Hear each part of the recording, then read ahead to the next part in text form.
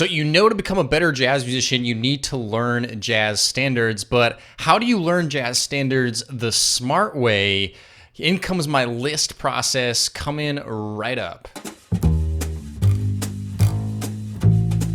What's up, Brent here from Learn Jazz Standards, which is a blog, a podcast, and videos all geared towards helping you become a better jazz musician. If you don't ever want to miss anything that's coming out on this channel, make sure you subscribe and you'll be locked into all the new stuff coming out on this channel. Now, a lot of my students in my courses or in my audience often ask me, hey, I want to learn jazz standards. I'm doing it, but I often forget them later on, or I just don't know them as well as I should, or I just don't know a good step-by-step process in order to learn them. Well, that's exactly why I came up with my list process for learning jazz standards by ear the right way. And I'm going to go through that step by step. Now, just in case you'd like this as well as an extra free resource, I have a free download of an e-guide called Learn Jazz Standards the Smart Way. You can get it at learnjazzstandardsthesmartway.com, but I'll be sure to link up in the card in the description below, and I'll send that to you right away. But let's dive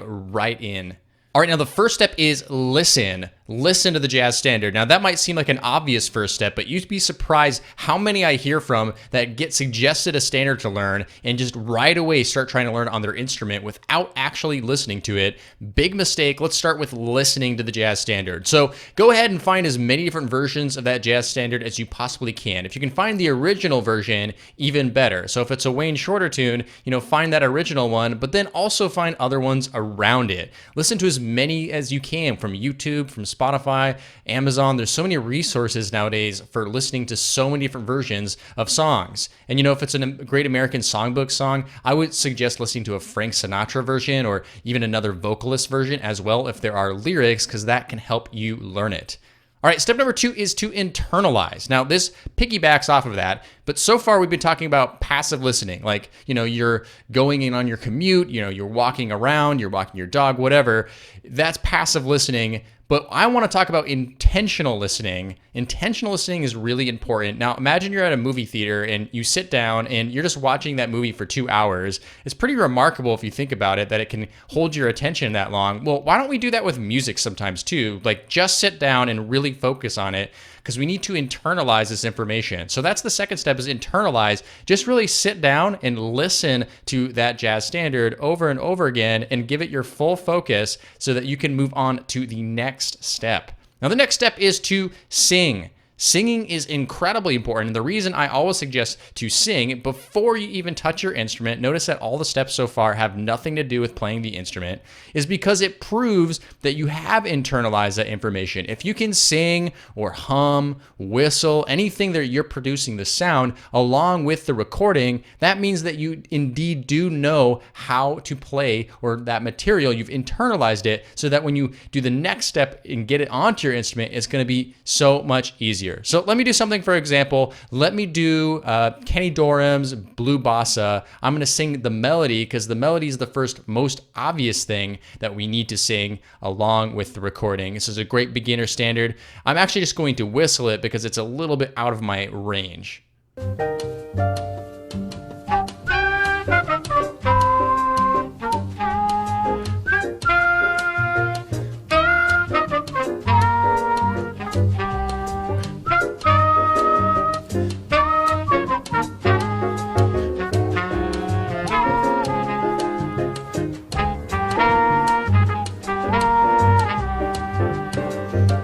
So once you've been able to sing the melody or hum or whistle it along, you might be asking, well, what about the chords and the chord progressions? Because obviously that's a big part of learning a song, right?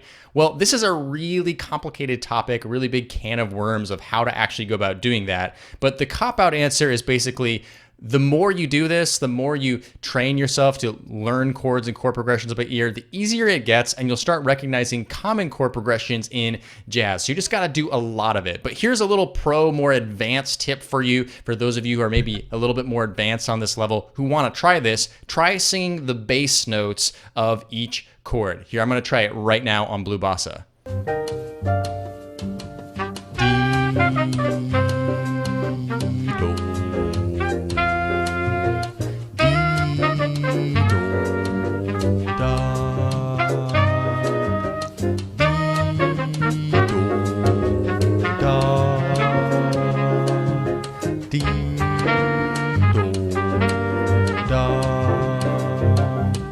All right, so the last step is transfer. Transfer what you have internalized to your instrument now, right? So far you haven't been touching the instrument at all. Now it's time to actually do that. It shouldn't be too hard because you've already learned everything by ear. All right, so I'm just gonna go ahead and do that. I'm gonna play my guitar and play along with the recording of Blue Bossa.